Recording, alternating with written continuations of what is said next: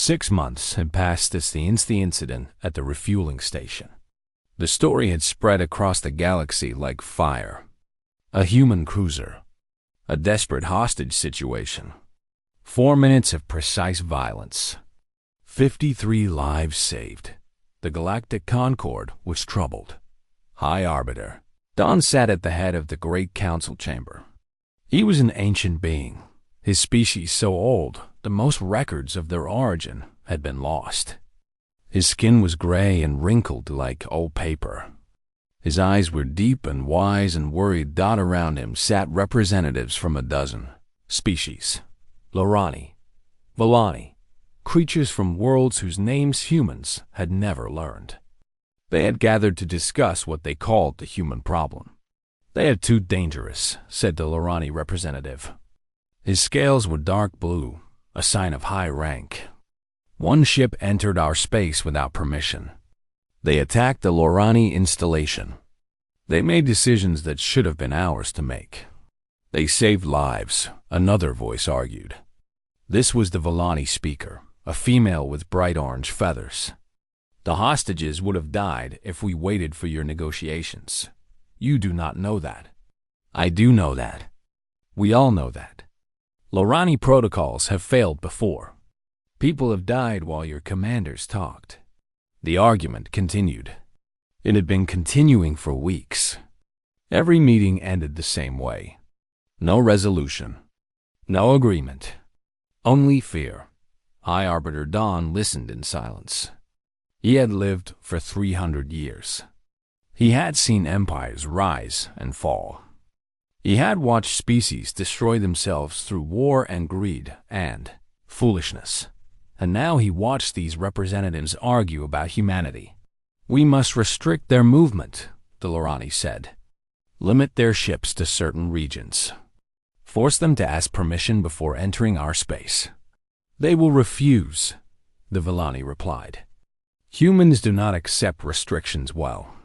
Then we make them accept. We have the numbers. A coalition of species against one world." Don raised one thin hand. The chamber fell silent. "You speak of war," Don said. His voice was soft but carried through the entire room. "You speak of forcing humans to obey. Have you considered what that would mean?" The Lorani representative shifted uncomfortably. "They are only one species. We are many. Yes, one species." Don leaned forward. One species that rose from a single small planet. One species that spread across their solar system in less than 500 years. One species that, when threatened, does not retreat or negotiate or surrender. They fight. They adapt. They survive. He looked around the chamber. "I am old enough to remember the first contact with humans. We thought they were primitive, weak, barely intelligent enough to reach space. We were wrong." Don stood. Despite his age, he moved with dignity. "Let me tell you what I have learned about humans in my long life. They are not the strongest species. They are not the smartest. They are not the most advanced. But they have something that makes them dangerous beyond all measure." He paused. Every eye was on him. "They do not give up. Ever. You can hurt them. You can defeat them. You can destroy their ships and burn their colonies. And they will come back. Again and again and again. With better weapons. With smarter tactics. With fury in their hearts and fire in their eyes." Don sat back down.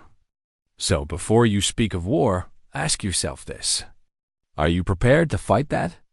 Are you prepared to face an enemy who never stops? Who never surrenders? Who will chase you across the galaxy for 1,000 years, if that is what it takes?" The chamber was silent.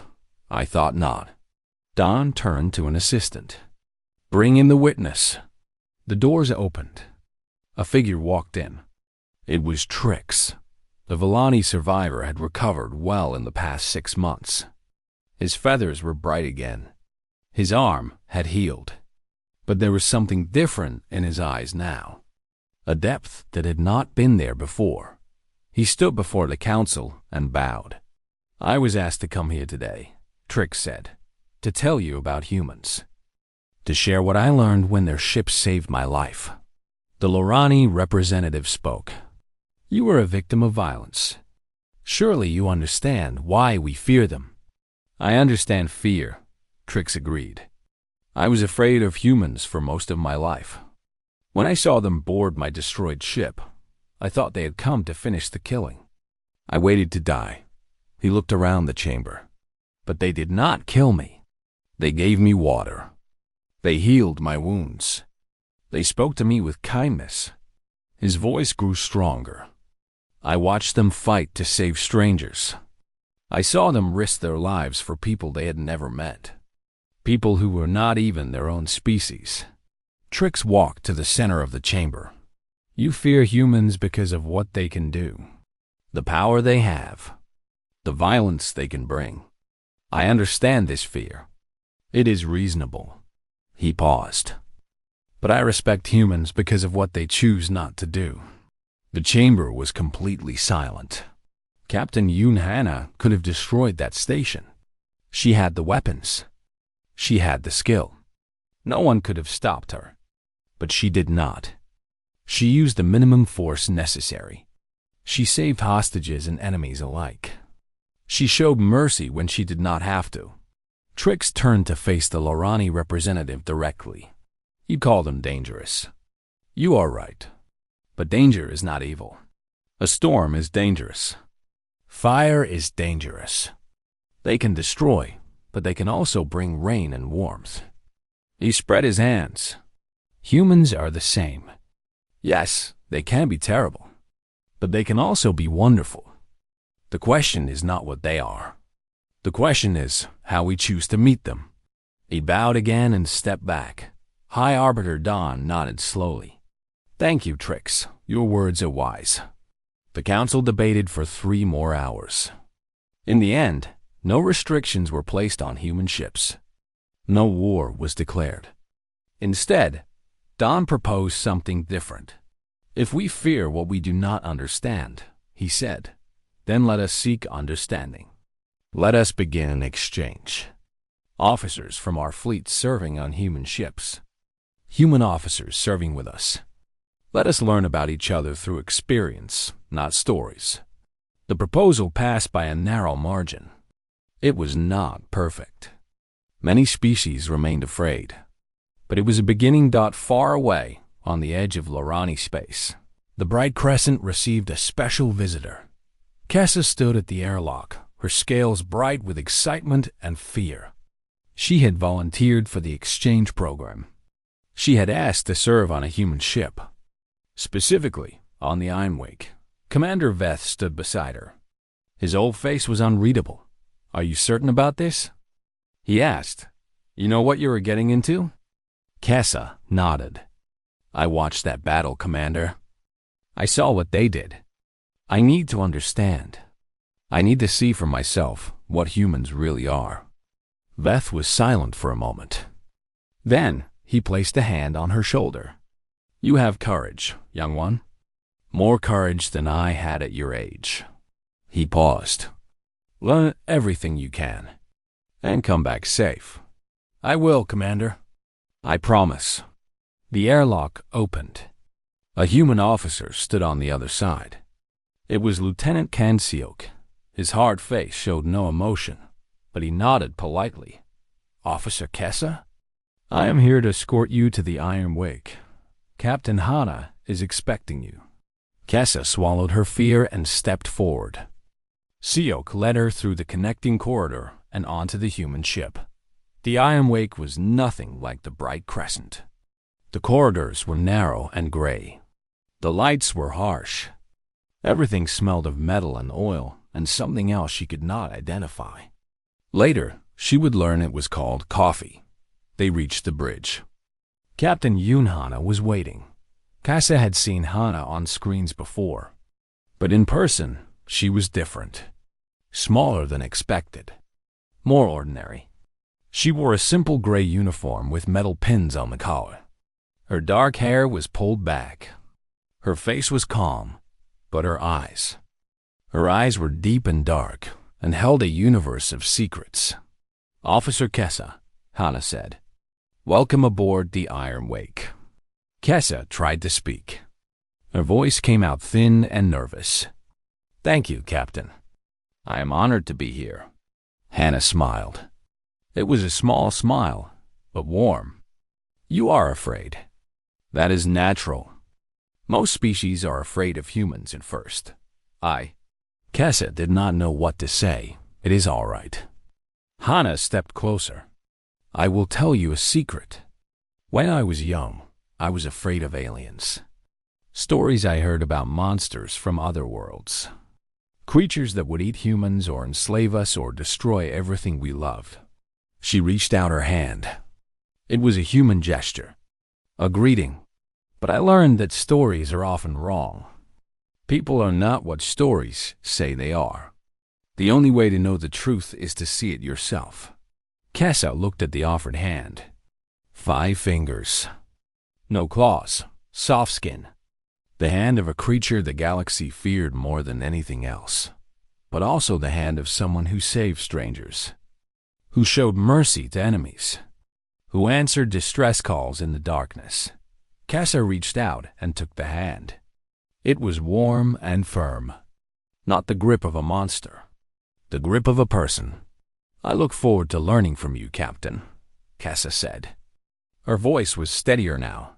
"And I from you," Hana replied. "That is the purpose of this exchange.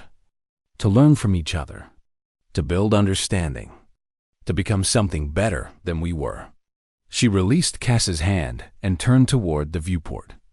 Stars stretched out into infinity. "Come, let me show you the ship. This will be your home for the next year." They walked together through the corridors. Kessa saw humans working at their stations. They looked up as she passed. Some faces showed curiosity. Some showed suspicion. But none showed hatred. They were just people. Strange people.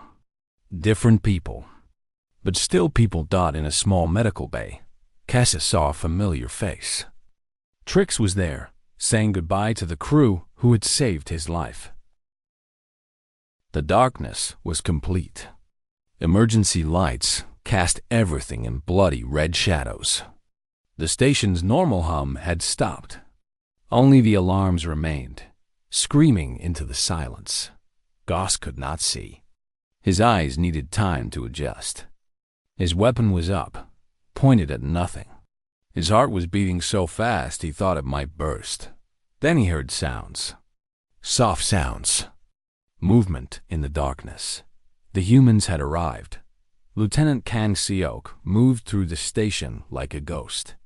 His team followed behind him. 8 soldiers in black armor. Night vision made the world green and clear. The darkness that blinded the raiders was nothing to them. They encountered the first enemy in Corridor 7. A Lorani raider standing alone, weapon raised, eyes searching the darkness. He never saw Seok approach.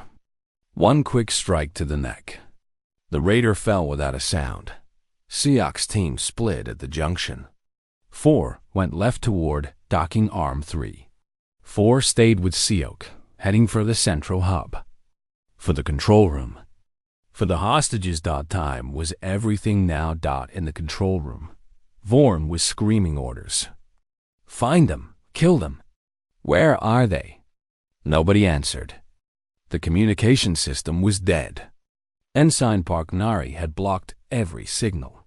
The raiders were alone and blind and terrified. Goss stood by the door with 2 other guards. His weapon was shaking in his hands. The hostages were behind them.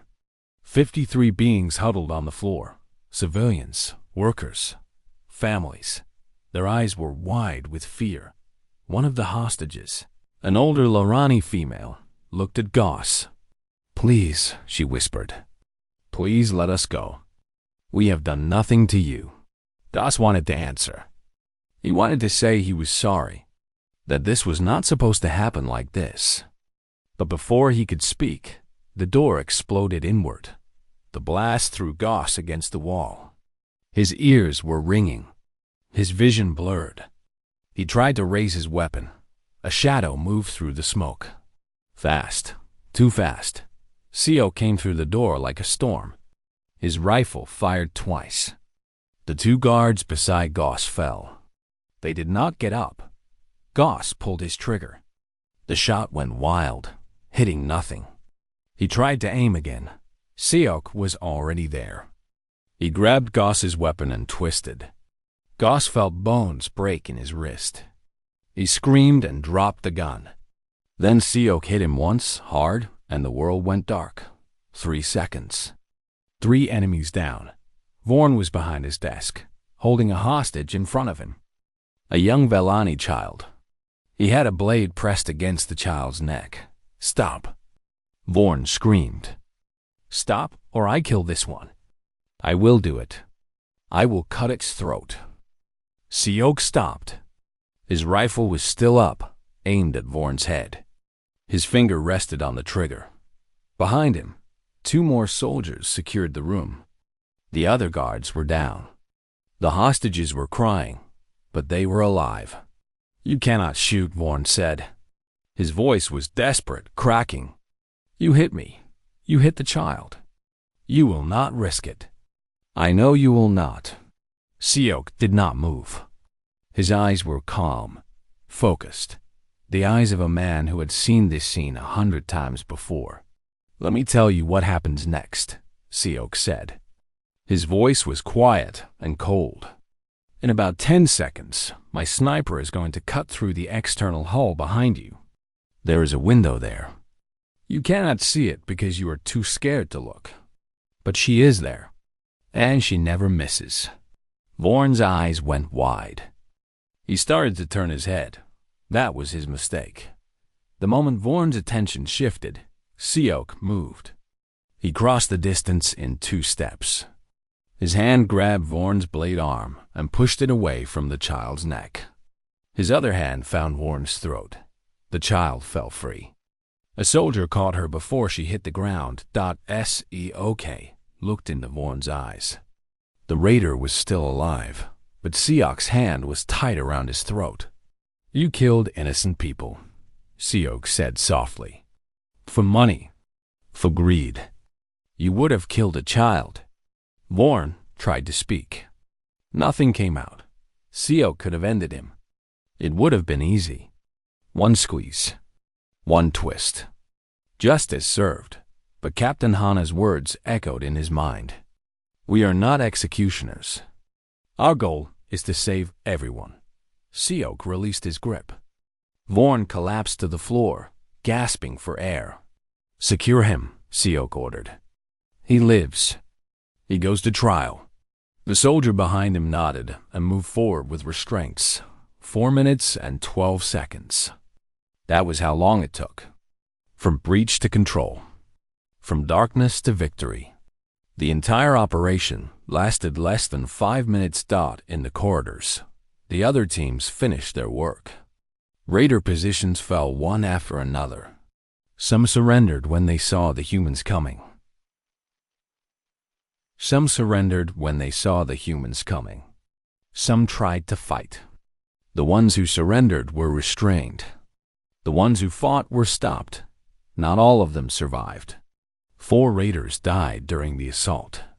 They had chosen to resist. They had chosen to raise their weapons against the humans. And they had learned, in their final moments, why the galaxy feared humanity, but the others lived. 8 raiders in total, captured and restrained, ready for justice. And the hostages. All 53 of them, alive, unharmed, saved. When the lights came back on, the first thing the hostages saw was human soldiers standing guard, protecting them. One soldier was handing out water bottles. Another was checking wounds and calling for medical teams.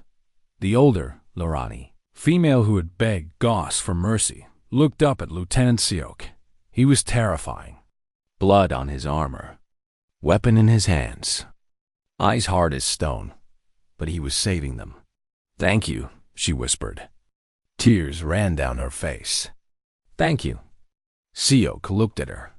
For a moment, Something soft passed through his hard eyes.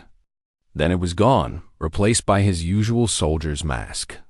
"Stay calm," he said. "You are safe now. Our medical teams are coming." Outside the station, the bright crescent arrived. Commander Veth watched the scene with disbelief.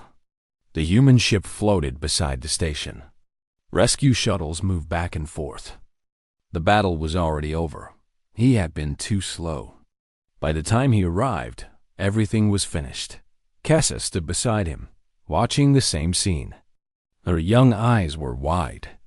"They did it," she said. "They actually did it. All hostages alive." Veth did not answer. He was trying to understand what he was seeing. A communication signal came through. Captain Hana appeared on the screen. "Commander Veth," she said. "Welcome.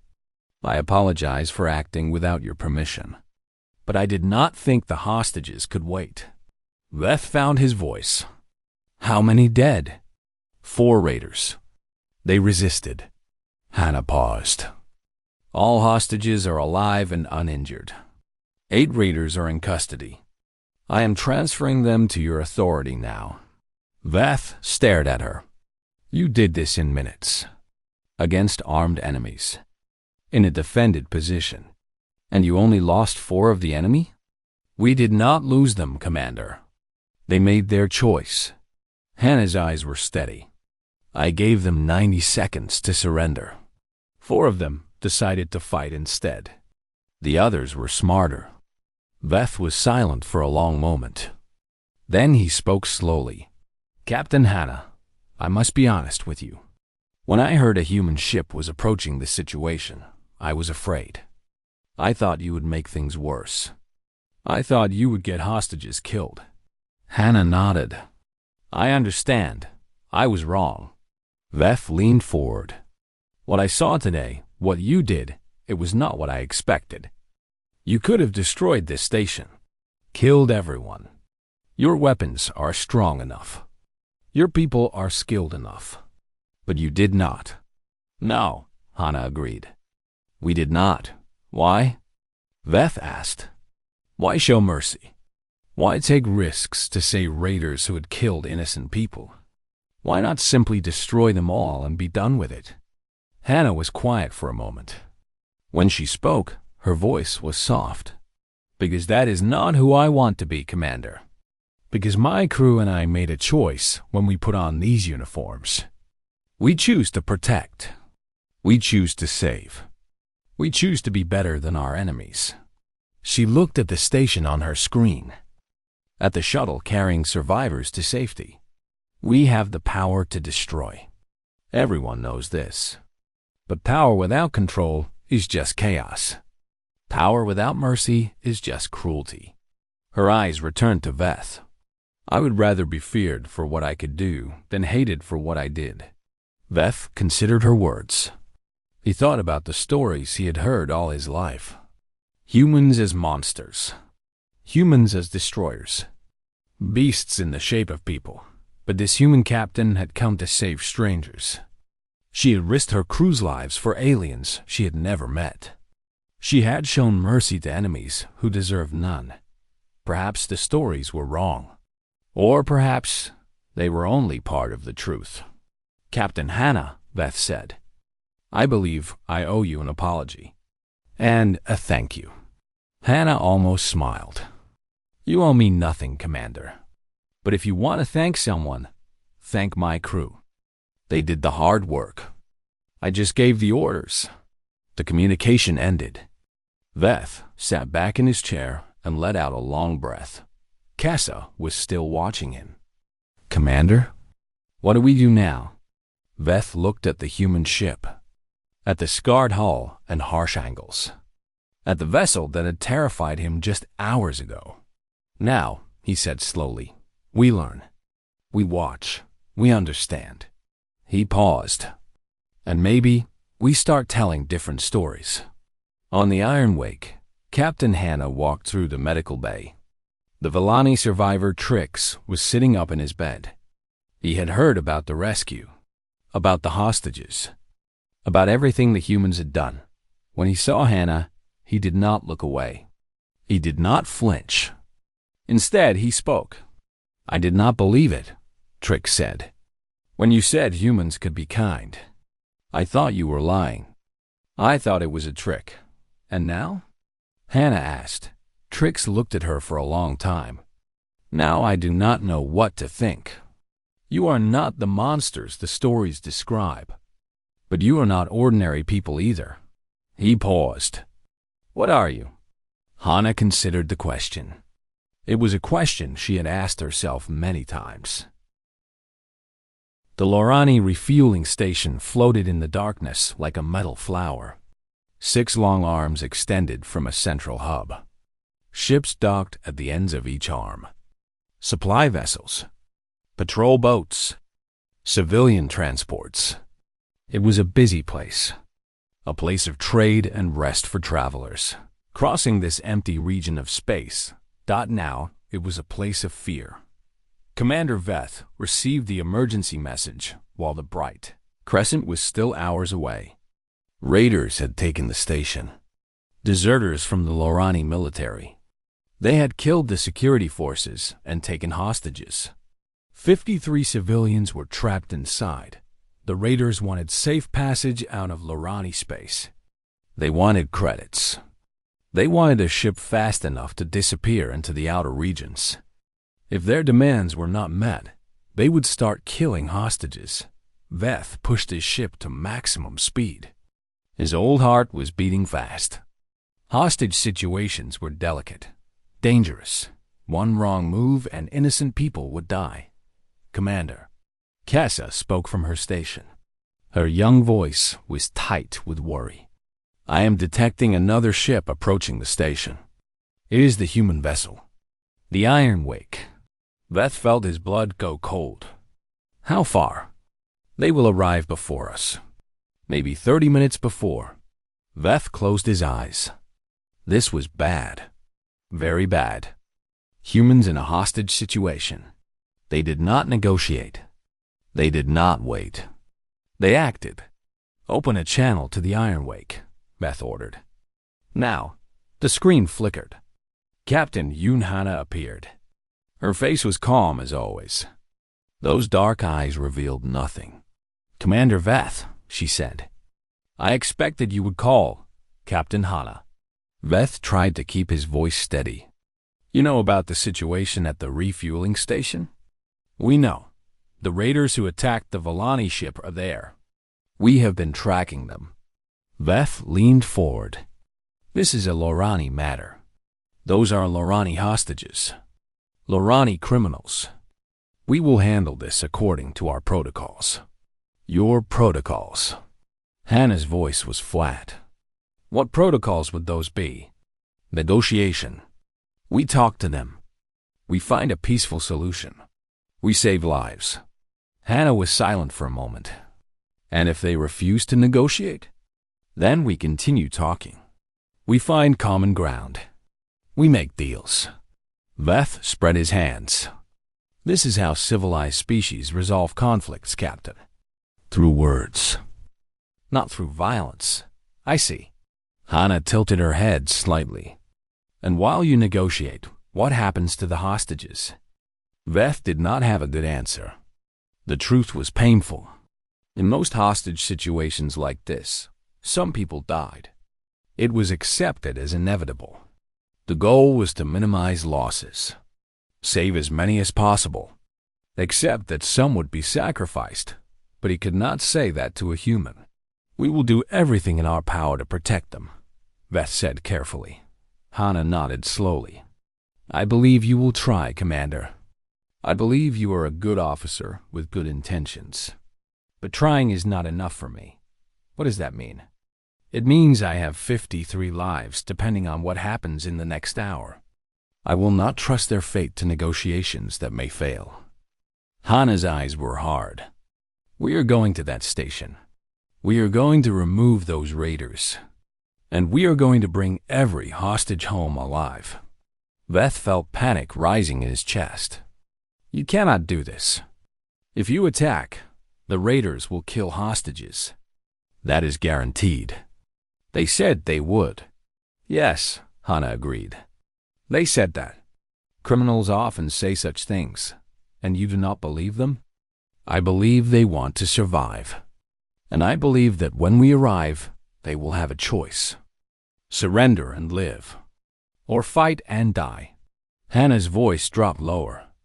I intend to make that choice very clear. Veth wanted to argue more. He wanted to explain the risks. But looking at this human captain, he knew it would be useless. She had made her decision. Nothing he said would change her mind. You could start a war, Veth said quietly. If humans attack a Lorani station and Lorani hostages die, my government will demand answers.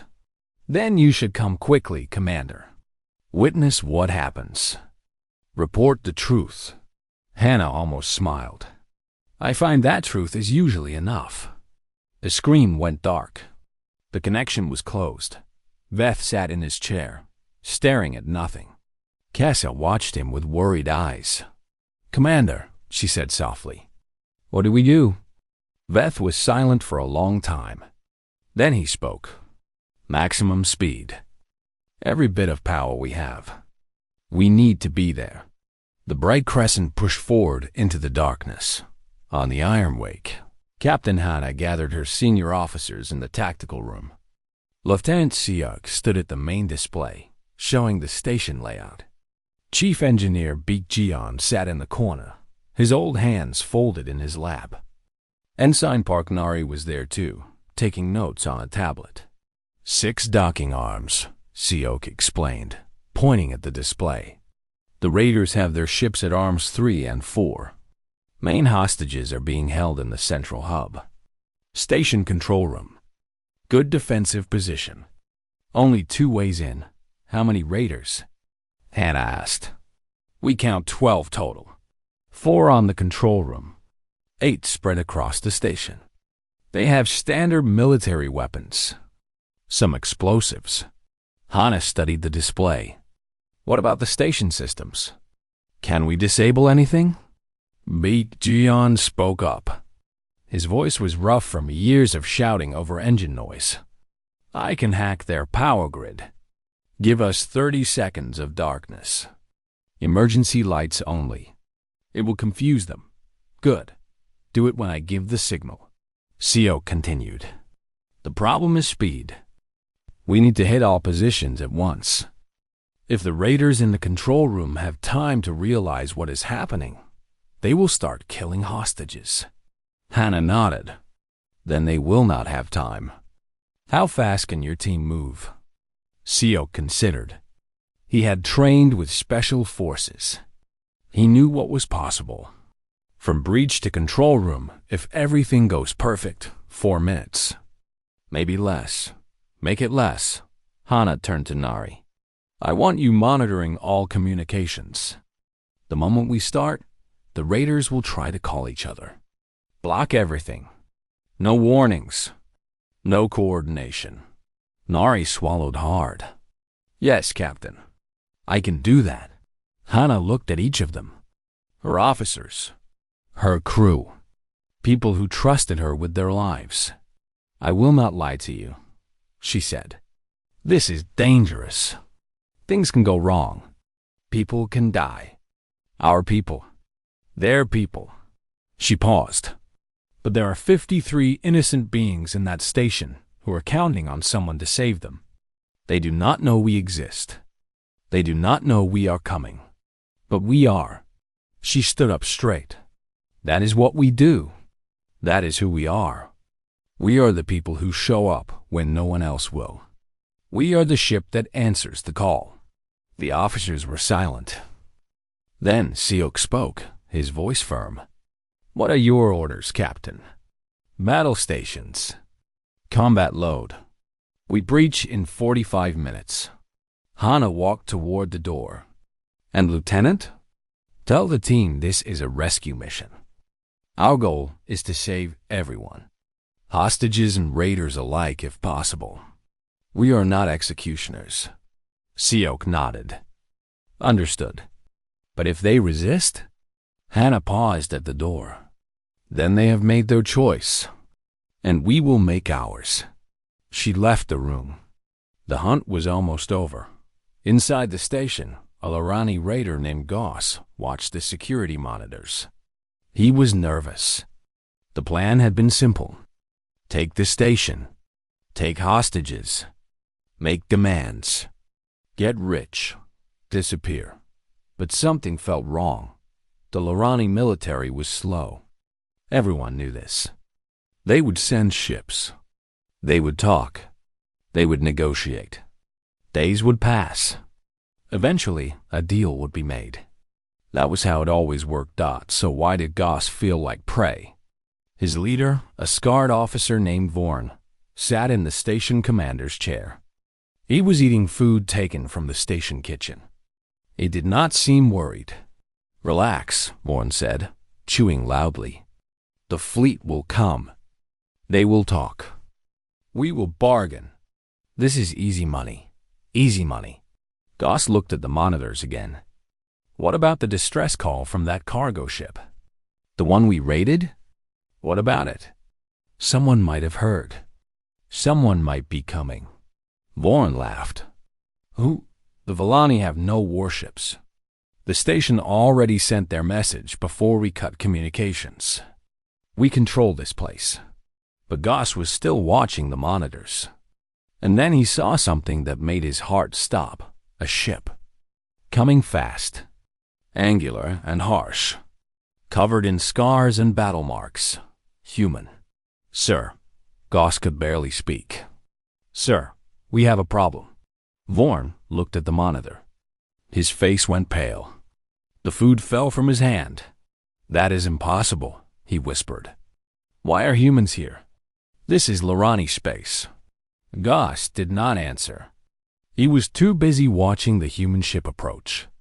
It was not slowing down. It was not stopping to talk. It was coming straight at them. A communication signal appeared on the console. Incoming message from the human vessel. Vorn stared at the screen. His hand was shaking as he accepted the call. Captain Yunhana appeared. Her face was calm. Her eyes were dark and deep. She looked at Vorn the way a hunter looks at prey.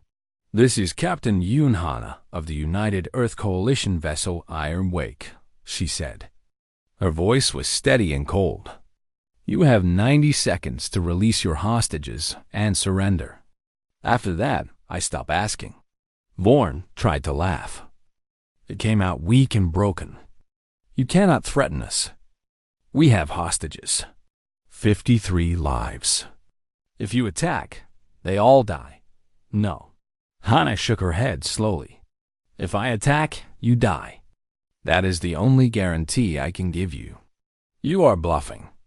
No species would risk hostages for... I am not bluffing. Hana leaned forward. I have seen you work. The Villani cargo ship. The people you killed for cargo. For money. I know exactly what kind of creatures you are. Her voice dropped to a whisper. And I am telling you now in the clearest words I know. You have 90 seconds. Release the hostages. Drop your weapons. Or I will come in there and remove you myself. She paused. 85 seconds now. The screen The Iron Wake moved through the darkness like a hunter following a trail. Captain Yunhana stood at the center of her bridge, watching the viewport with steady eyes. The distress signal was getting stronger. They were close now. Around her, the crew worked in quiet focus. The bridge of the Iron Wake was not beautiful like alien ships.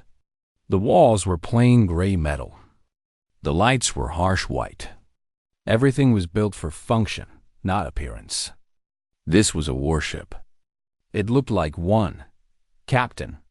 Ensign Park Nari spoke from the communication station. She was the youngest officer on the bridge. Only 23 years old, fresh from the academy. This was her first deep space mission. I am getting more data from the distress signal. The ship is called the Silver Wing, Villani trading vessel. The signal started 6 hours ago and then stopped. Hana nodded. Stopped. That is not a good sign. No, Captain, it is not. Lieutenant Kang Seok walked over from the tactical station. He was a big man with a hard face and old scars on his hands. Before joining the fleet, he had served in the ground forces. He had fought in wars that most people tried to forget. His eyes were always watching, always looking for danger. "To be a trap," Seok said. His voice was low and rough. "Pirates use distress signals to lure ships. They attack when the rescue team arrives." "I know," Hana said. "But we cannot ignore a distress call because it might be dangerous." Seok did not argue. He knew the captain well. She would not abandon anyone in trouble. It was not in her nature. "Visual contact," announced the sensor officer, putting it on the main screen. The viewport display changed. Everyone on the bridge saw the silver winged dot. It was floating dead in space. No lights, no movement, no signs of life. The ship had been beautiful once. Valani designs were always elegant. Smooth curves and bright colors. But now the silver wing was broken. Large holes had been blasted through its hull. Burn marks covered the outer surface. Debris floated around it like a cloud of metal and glass. Someone had attacked this ship. Someone had attacked it badly. Hana's face remained calm, but her hands tightened at her sides. "Any life signs?" Ensign Park checked her console. Her young face was pale. Scanning now. Very weak readings. Maybe 1 or 2 survivors. Maybe none. The ship's power is completely dead. "Prepare a boarding team," Hana ordered. "Lieutenant Seok, you will lead. Take medical personnel and security. Full combat readiness." Seok nodded. "Yes, Captain." He turned and left the bridge. His boots made heavy sounds on the metal floor. Hana looked at the broken ship on the screen. She wondered what had happened here. She wondered who would attack a simple trading vessel with such violence. But those questions could wait. First, they needed to find survivors. 30 minutes later, Lieutenant Seok and his team stood in the cargo bay of the Silver Wing. The air was thin and cold. Emergency lights flickered red in the darkness. The smell of burned metal filled their masks. Seok moved forward with his rifle raised. Behind him, 4 security officers spread out in a protective formation.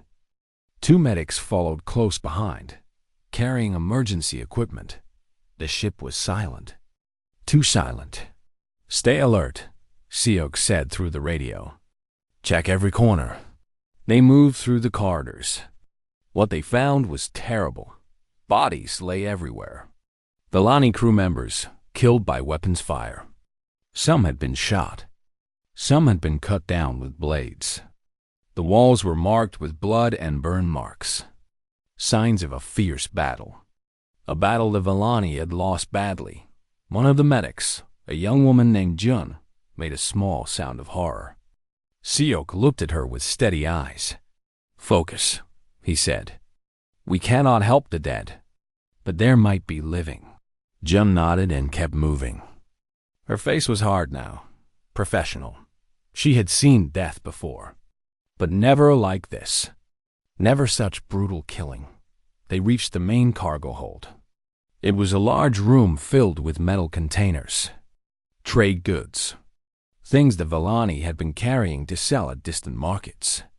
Now it was just a graveyard of broken crates and scattered items. Seok heard something. A small sound. Movement behind one of the large containers. He raised his fist. The team stopped. Seok pointed at 2 officers and then at the container. They understood. They moved around to flank it. Seok approached slowly. His rifle was ready. "Come out," he called. "We are from the United Earth Coalition. We are here to help. Come out slowly." For a moment, nothing happened. Then a figure appeared from behind the container. It was a Valani, male. His feathers were dirty with blood and dust. His left arm hung at a wrong angle, clearly broken. His large eyes were wide with terror. When he saw the human uniforms, the terror grew worse. "No," the Valani said. His voice was weak and shaking. "No, please. Not humans, please." He tried to run. His broken body failed him. He fell to the floor and tried to crawl away. He was crying now, begging. Seok lowered his rifle. He had seen fear before. He had seen enemies afraid of him.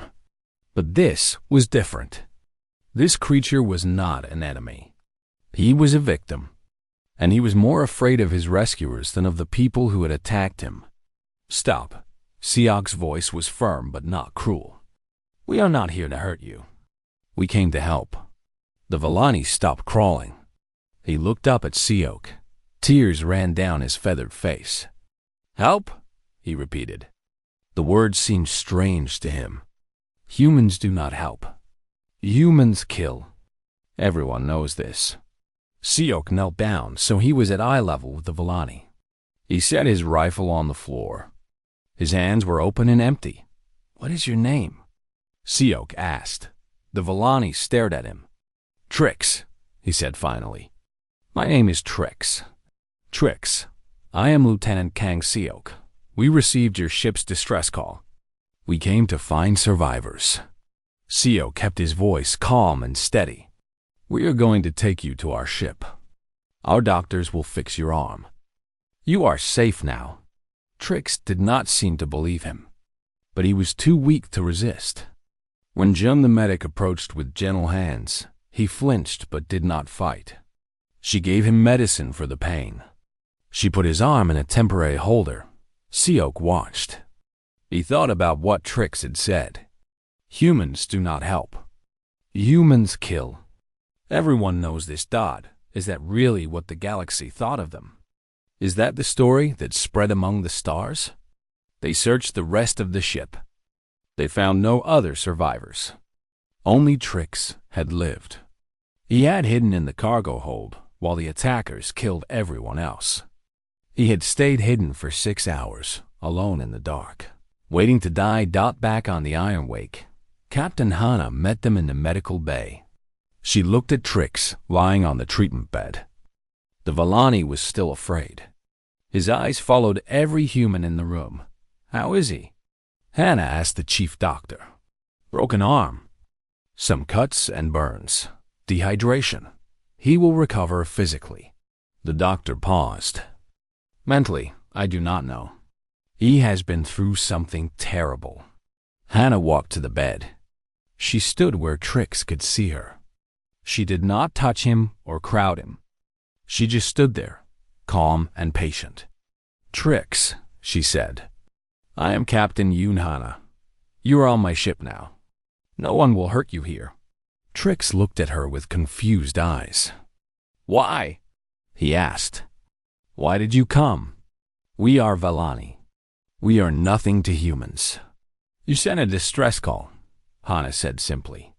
"Someone needed help, but—" Trix struggled to understand. "The stories say humans are destroyers. You burn worlds. You show no mercy." Hana was quiet for a moment.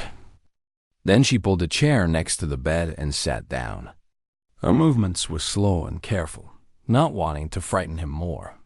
"We have done terrible things," she said. "I will not lie to you. In our history, there is much darkness, much blood, but that is not all we are." Trix stared at her. "Then what are you?" "We are people," Hana said. "Just people. We can be cruel. We can be kind. We make choices every day about who we want to be. Today, I chose to answer your call. Today, my crew chose to risk their lives for strangers." Ensign Pagnari entered the medical bay. She was carrying a tray with water and simple food. She approached the bed with a gentle smile. "I thought you might be hungry," Nari said. "The doctor said you have not eaten in a long time." Trix looked at the young human woman. She was so small, so harmless looking. Nothing like the monsters in the stories. He took the water with a shaking hand and drank. It was cool and clean. The best thing he had tasted in days. "Thank you," he whispered. The words felt strange in his mouth. He was thanking a human. Nari smiled. "You are welcome. Rest now. You are safe." Later, Hannah met with Lieutenant Seok in her ready room. The small office next to the bridge was plain and simple. A desk, some chairs, a window showing the stars. "We recovered the ship's data logs," Seok said. He placed a small device on the desk. The attack was not random. The raiders were organized. Military equipment. Military tactics. Pirates? Hannah asked no. Seok's face was grim. The ship markings were burned off, but I found fragments. These were Lorani vessels. Military-grade weapons. Hannah leaned back in her chair. Lorani military attacked a civilian trading ship? Not regular military. Deserters, probably. Rogue units operating outside the law. It is more common than people think. Officers who decide they can take what they want because they have the power. Hannah was silent. Her dark eyes were hard with anger. She had seen this before. In every corner of the galaxy, there were people who used strength to prey on the weak. It did not matter what species they were. Cruelty was universal. Are they still in this sector? She asked. Se. OK nodded. The data shows they were heading toward the Lorani refueling station at Grid 7, probably to hide. Sell their stolen goods. They do not expect anyone to come after them. The bridge of the Bright Crescent was quiet. The soft hum of machines filled the air like a gentle song. Blue lights blinked on control panels. Everything was calm. Everything was normal. Kessa sat at her station and watched the scanner screen. She was young for a bridge officer. Her scales were still bright green, not yet faded with age like the older Lorani crew members. This was her 3rd month on patrol duty, and she had learned one important thing. Space was boring. Nothing ever happened in the disputed rim. The name sounded dangerous, but it was just empty space. Old battle sites from wars that ended before Kessa was born. Now it was just rocks and dust and silence. She checked the scanner again. Empty. She checked the communication. Channels. Silent. She looked at the viewport and saw only stars. Kessa let out a small sigh. She had joined the Lorani fleet hoping for adventure. Instead, she got long shifts staring at nothing. Her claws tapped against the console in a slow rhythm. The other crew members were relaxed too. 2 officers played a card game near the navigation station. The weapons officer was reading something on his personal tablet. Even the captain's chair was empty. Commander Veth had gone to get food from the lower deck. This was patrol duty. This was the disputed rim. Nothing but silence and stars. Then the scanner made a sound. Kessa looked at her screen. A small dot appeared at the edge of the sensor range. Something was coming. She sat up straight and touched the controls. Her claws moved quickly as she tried to identify the approaching vessel. The computer worked for a moment. Then the result appeared on her screen.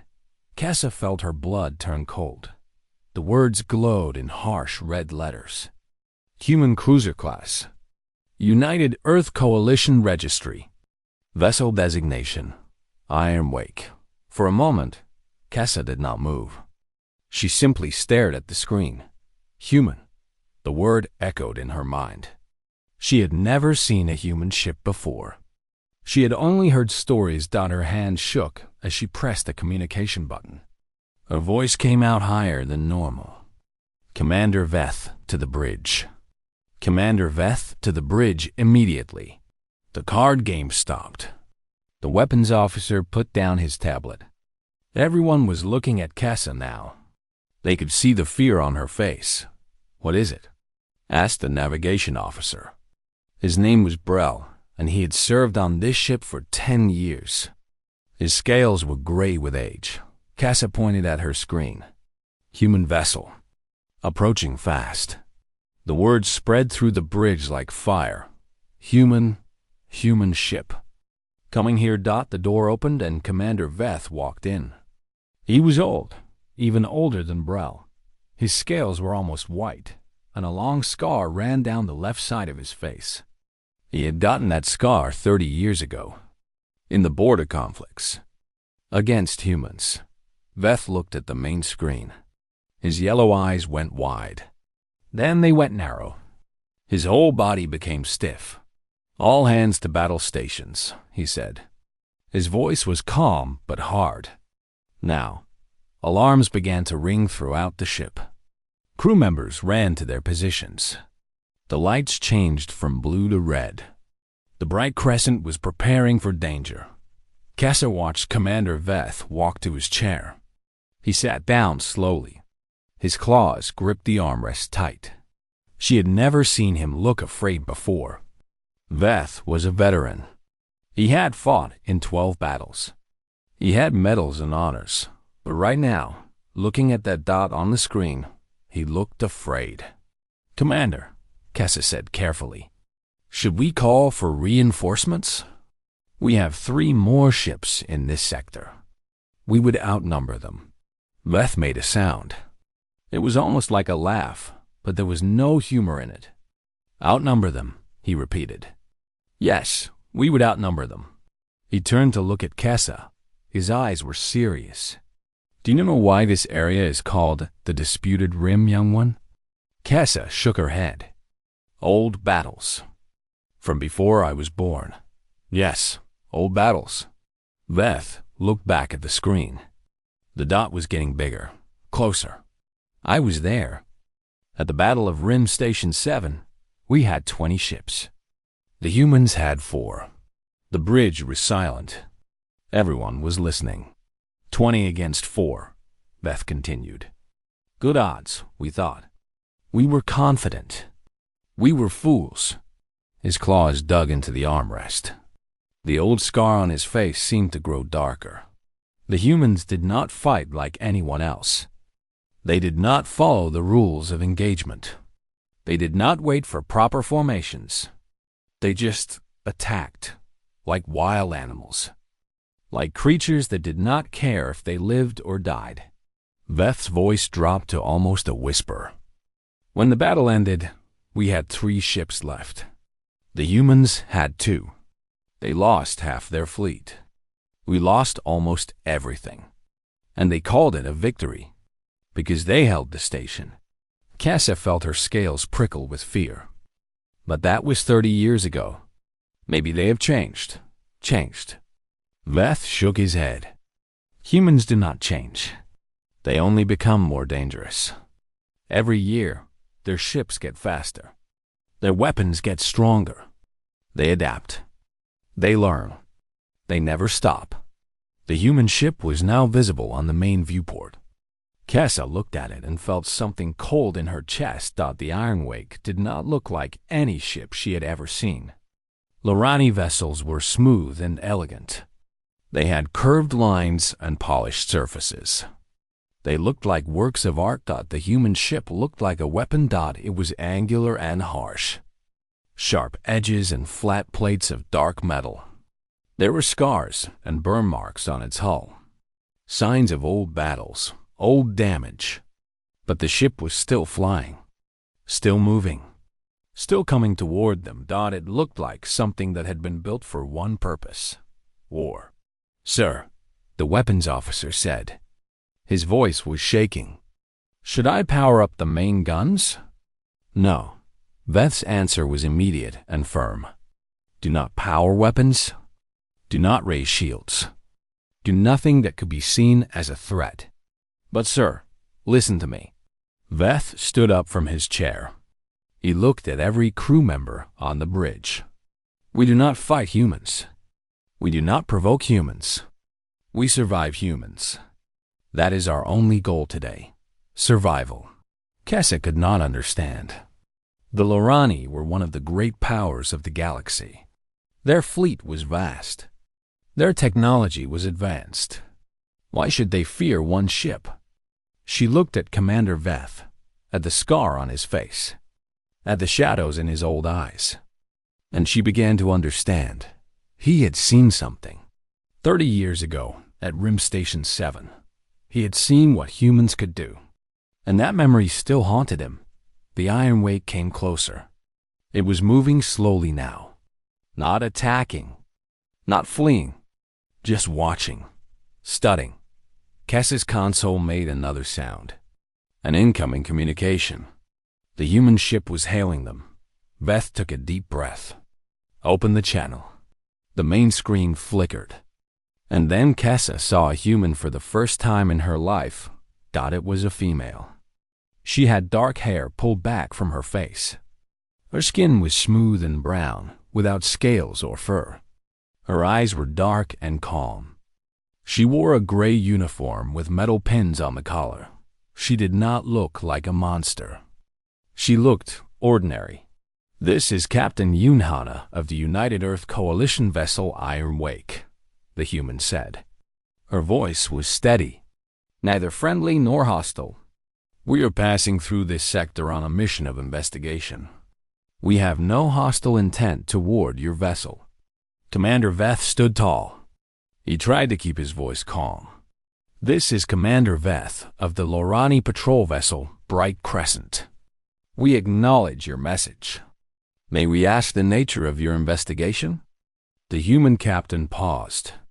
Her dark eyes seemed to look right through the screen, right into Veth's soul. "We received a distress signal," she said. "A Volani cargo ship in this area. We are responding." Veth blinked. "You are responding to a Volani distress call? They are not your people." "No," Captain Hana agreed. "They are not." She paused again.